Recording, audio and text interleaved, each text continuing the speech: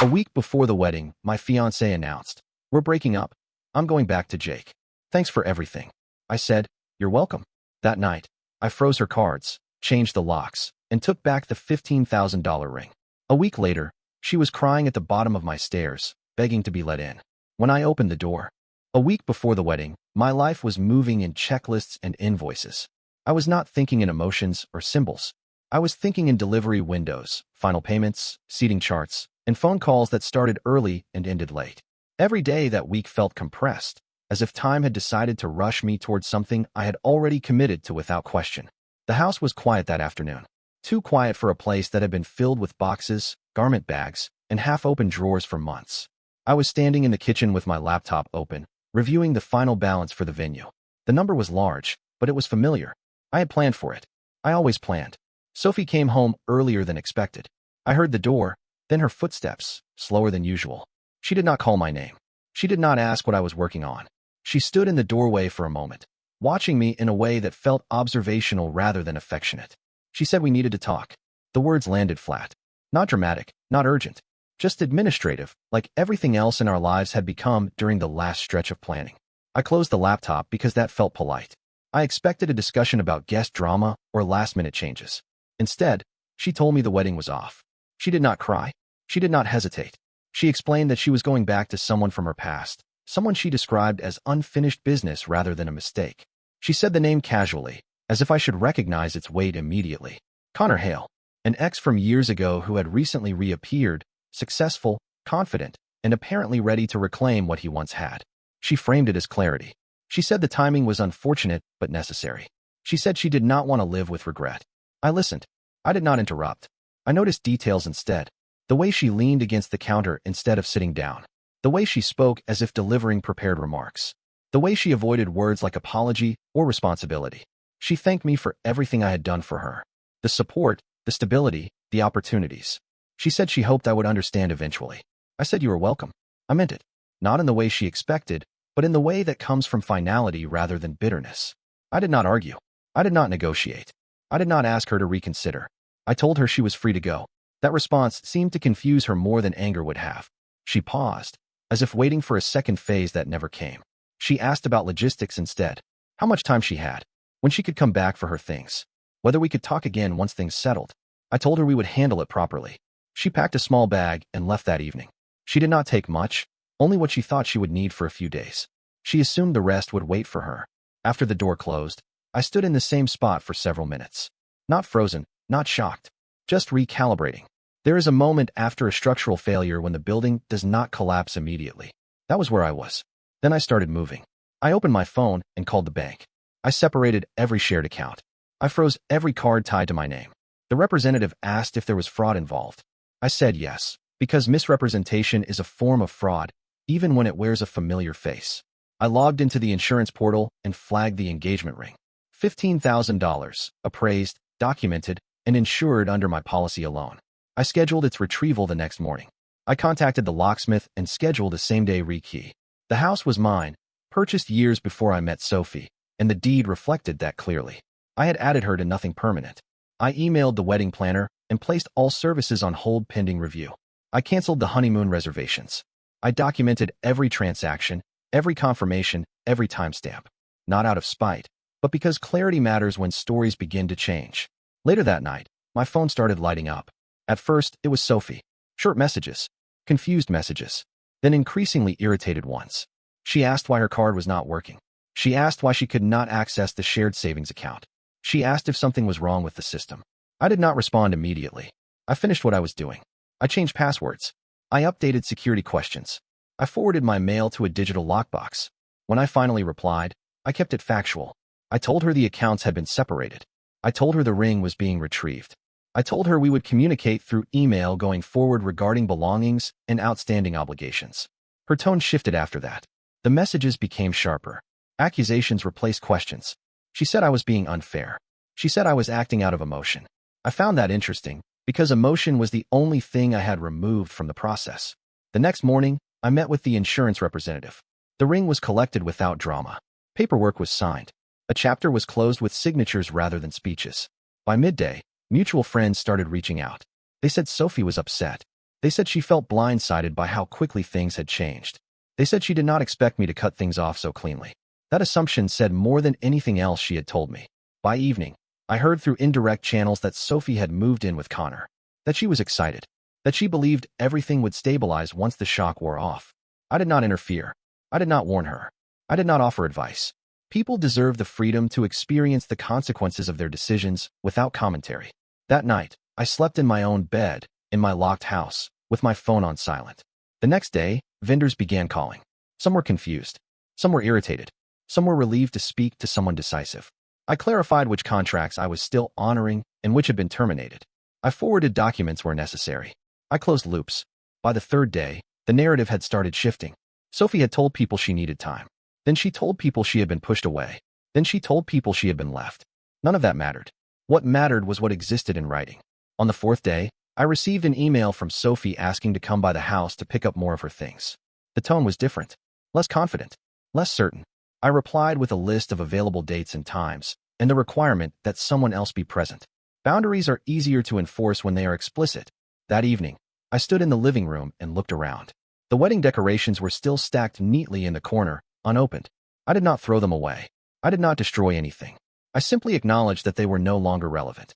A week earlier, I had been preparing to merge my life with someone who saw me as a temporary platform rather than a permanent partner. That realization did not hurt as much as it clarified.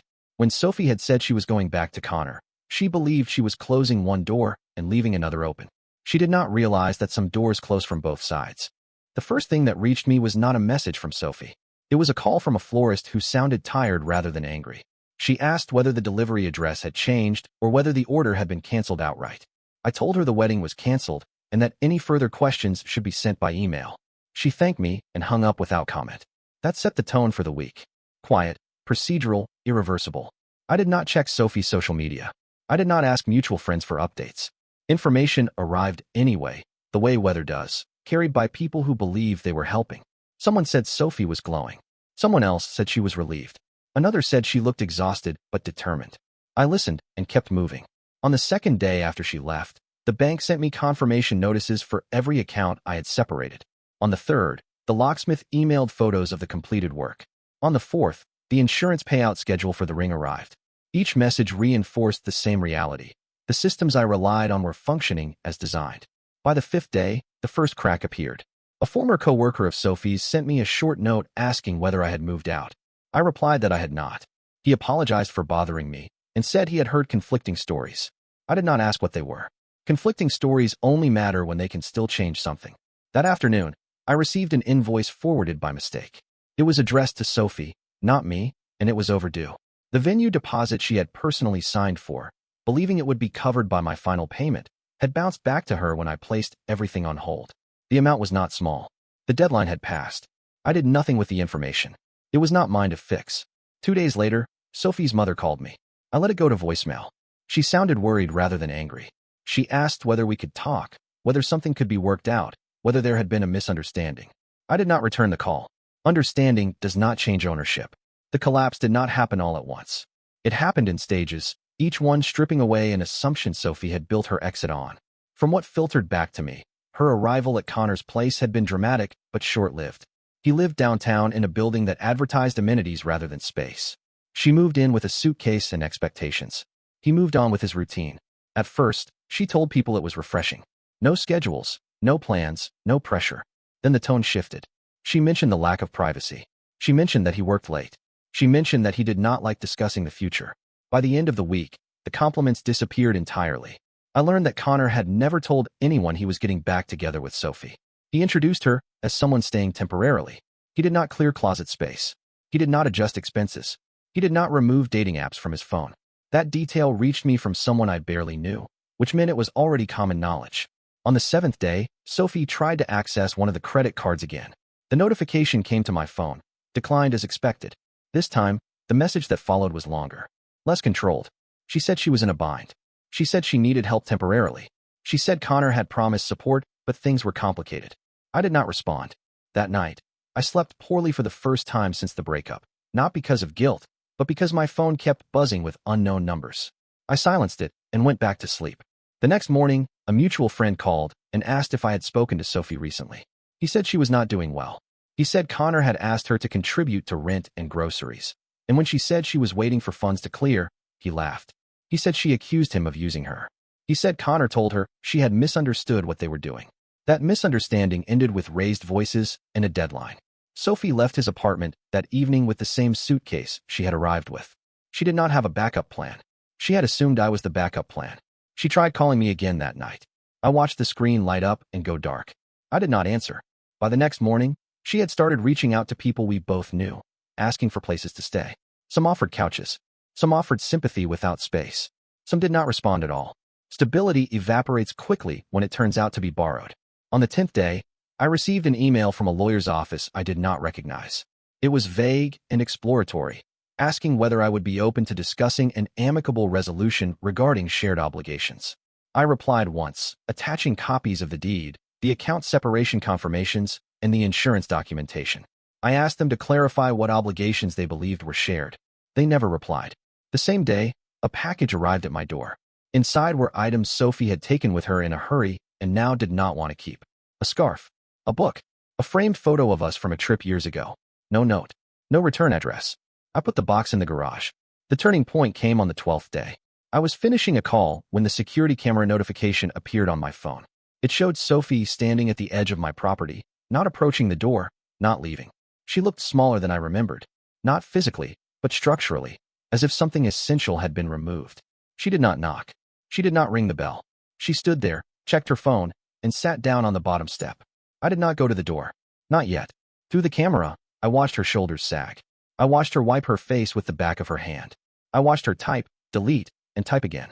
Minutes passed. Then someone walked by and glanced at her, recognized her, and kept going. I muted the feed and went back to what I was doing. Not because I did not care, but because timing matters. Once a boundary is crossed too easily, it becomes theoretical. An hour later, she was still there. That was when I opened the door. I did not invite her in. I did not step outside. I stood in the doorway, occupying the space between past and present. She looked up and started talking immediately. Not accusations. Not anger. Explanation. She said things had spiraled. She said Connor was not who she thought he was. She said she had made a mistake under pressure. I listened. She said she needed time. She said she needed stability.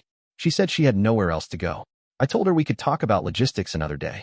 She asked whether she could come inside, just to sit, just to breathe. I said no. That was when the panic surfaced. Not loud, not dramatic, controlled but brittle. She asked what she was supposed to do. I told her the truth, that she had options, but none of them involved me fixing what she had chosen to break. That I would coordinate times for her to retrieve the rest of her belongings. That financial matters should go through email. That emotional appeals were not productive. She asked whether I still cared. I told her that caring does not require access. She sat there for a long time after that. I closed the door gently, not to punish, but to conclude the interaction. From inside, I heard nothing. No shouting, no knocking, just the sound of someone sitting with the outcome of their own decisions. Later that night, the security camera showed her leaving. Slowly, carefully, as if afraid the ground might give way beneath her. The next morning, messages started circulating again. People said I was being cold. People said I was being strong. People said different things depending on what they needed to believe. None of it mattered. What mattered was that Sophie had finally reached the point she had assumed would never arrive. The moment when the exit door closed, the backup door locked, and the illusion of control disappeared. She had not lost everything yet, but she had lost the assumption that someone else would always catch her. The morning after Sophie left my steps, the house felt heavier than usual. Not emotionally, physically, as if the structure itself remembered what had happened at its threshold and was holding the memory in its walls. I went through my routine anyway. Coffee, emails, a call with a contractor. Ordinary things have a way of restoring proportion when life tries to distort it. By mid-morning, messages resumed.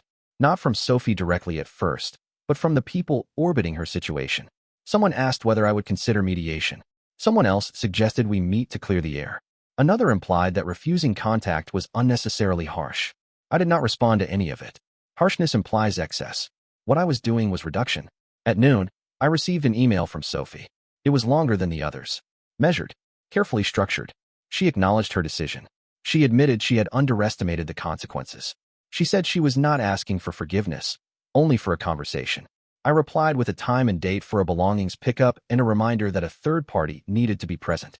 Nothing more. An hour later, she asked if we could talk sooner. I declined. The afternoon passed quietly. I worked from home that day, not because I needed to, but because I wanted to be present for whatever came next.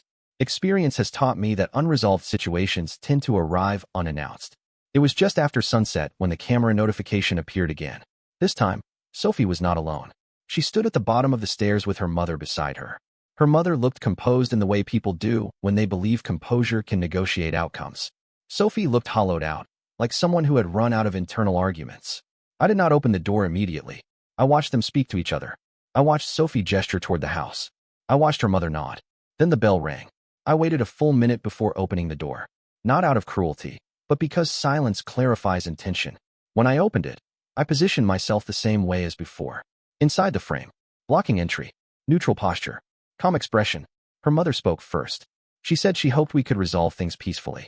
She said emotions had run high. She said Sophie was struggling and needed support. I listened. She said family helps family.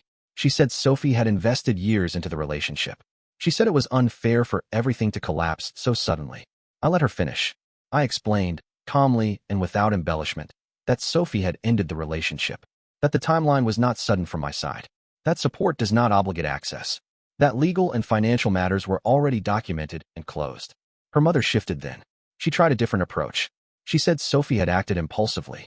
She said people make mistakes under pressure. She said forgiveness was a sign of strength. I told her that forgiveness is internal and reconciliation is logistical, and I was not offering the latter. Sophie stood quietly during this exchange. She did not interrupt. She did not contradict. That alone told me how far things had progressed. Her mother asked whether Sophie could at least come inside to talk privately. I said no. That was the moment the tone changed.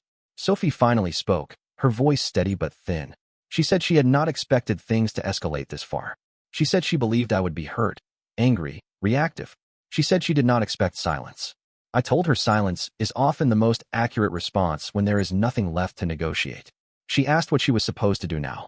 I told her the truth, that she would have to build something new without assuming someone else would subsidize the transition. That discomfort was not danger. That losing convenience is not the same as losing dignity.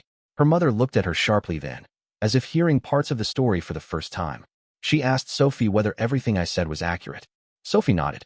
That nod did more than any argument could have. Her mother's posture changed. The certainty softened. The authority drained slightly. She asked about the ring. I told her it had been reclaimed. She asked about the house. I told her Sophie had never been on the deed. She asked about money.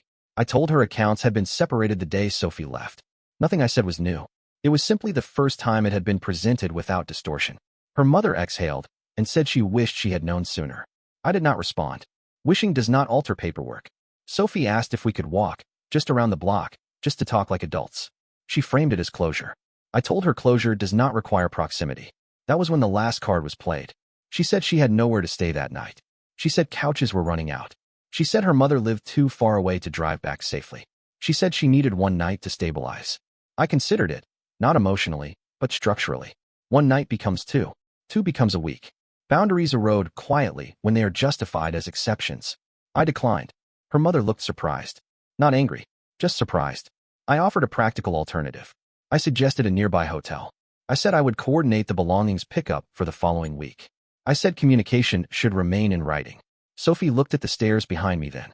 The same stairs she had sat on the night before. The same stairs that marked the edge of what she had lost. Her mother took her arm and guided her away.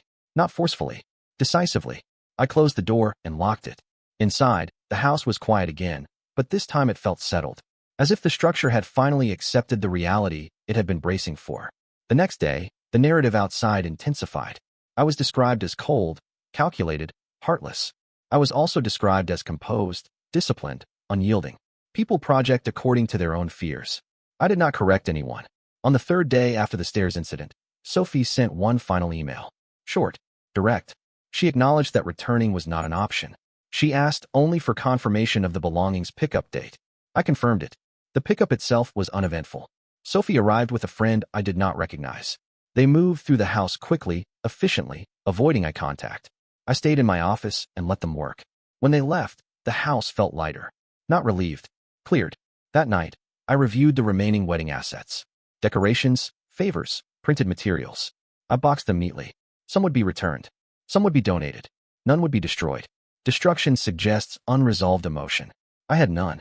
By the end of the week, The story everyone else was telling had reached its peak. Sophie had been wronged. Sophie had been humbled. Sophie had been exposed. Depending on who was speaking, none of it mattered anymore. What mattered was that the stairs were empty. The door was closed. And the space she once occupied in my life had been reclaimed not by anger, but by absence. After Sophie's belongings were removed, the house returned to a version of itself that felt older and more stable. Not happier. Not triumphant. Simply accurate. Rooms returned to their original purposes. Closets regained space. Drawers closed without resistance. There was no moment of celebration because nothing had been won. Something unfinished had been corrected. The practical consequences continued quietly. The wedding planner confirmed final cancellations and partial refunds. Some deposits were non-recoverable. Those losses were documented and absorbed without protest. Money can be replaced.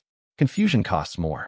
I redirected what remained towards settling outstanding balances and closing accounts that had existed only for an event that would never happen. The ring was sold through the insurer's recommended channel. The amount recovered was lower than its appraised value, but still substantial. I did not spend the money immediately. I placed it in a separate account and left it untouched for weeks. Large transitions deserve pauses. Sophie's situation deteriorated more publicly after that. The overdue invoice from the venue became a collection issue. The amount was not catastrophic, but it was enough to disrupt her credit. She attempted to dispute it, claiming misunderstanding, but the contract bore her signature. That detail mattered. Her employment status also became unstable. She had taken time off assuming a wedding and honeymoon would follow. When those plans vanished, so did the justification for her absence. She returned to work distracted, defensive, and emotionally erratic. That description did not come from me. It came from people who noticed patterns and connected them. Within a month, she was placed on a performance review. Connor never reappeared in her narrative. His absence became conspicuous.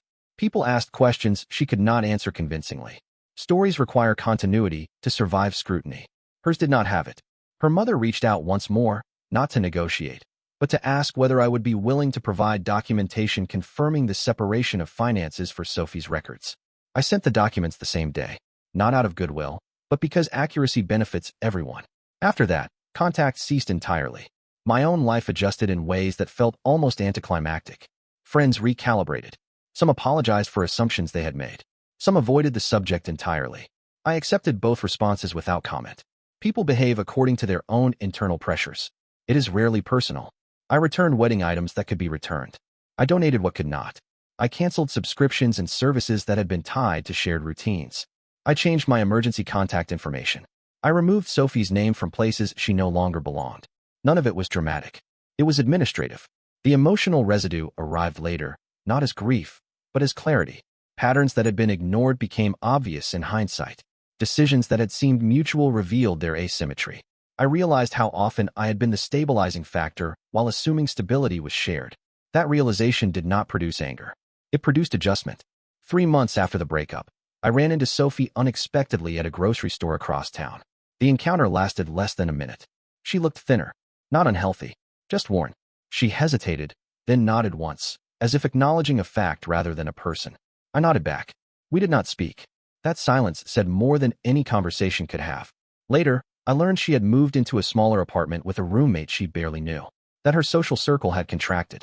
That she spoke less about the breakup and more about starting over. The phrase was vague, which suggested the foundation was still forming. Her mother told a mutual acquaintance that Sophie had learned a hard lesson about independence. The word independence was used carefully, as if it were both an aspiration and a warning. I did not comment. My own reputation shifted subtly. Some people viewed my actions as severe. Others saw them as necessary. What surprised me most was how many people approached me privately to say they wished they had enforced boundaries sooner in their own lives. Boundaries are uncomfortable because they remove ambiguity. Ambiguity benefits those who rely on it. 6 months later, I sold the house. Not because it held bad memories, but because it no longer fit the life I was building. I relocated closer to work, downsized intentionally, and simplified routines that had grown bloated during years of accommodation. The proceeds from the sale funded investments rather than indulgences. I did not buy anything symbolic. No cars. No trips meant to signal recovery. Recovery does not require an audience. Sophie's name stopped appearing in conversations entirely by the end of the year. That disappearance felt final in a way confrontations never do. Stories fade when they no longer serve anyone's identity. The last piece of consequence arrived quietly, almost unnoticed. A mutual acquaintance forwarded me an article about a local financial counseling program Sophie had enrolled in. It was framed positively, focusing on rebuilding credit and managing independence. Her name was mentioned once, without context. No scandal, no redemption arc, just participation. That felt appropriate. People often expect endings to be loud or punishing. They expect someone to be crushed or humiliated publicly. Real consequences rarely work that way. They unfold over time, through routines, through adjustments, through the absence of safety nets that were never guaranteed. Sophie did not lose everything overnight. She lost assumptions. She lost leverage. She lost the belief that decisions could be reversed without cost. I did not gain anything dramatic. I gained alignment. My actions matched my values. My environment matched my intentions. When I think back to the moment she said she was leaving, the part that stands out is not the betrayal. It is the certainty in her voice. The belief that she was moving towards something better without sacrificing what she was leaving behind. That belief did not survive contact with reality. The stairs at my old house were replaced by a different set in my new place. Narrower, less polished, entirely mine. Sometimes I think about how she sat on those steps, waiting for something to open that no longer existed. I do not feel satisfaction about that memory. I feel closure, not because she suffered, but because I did not.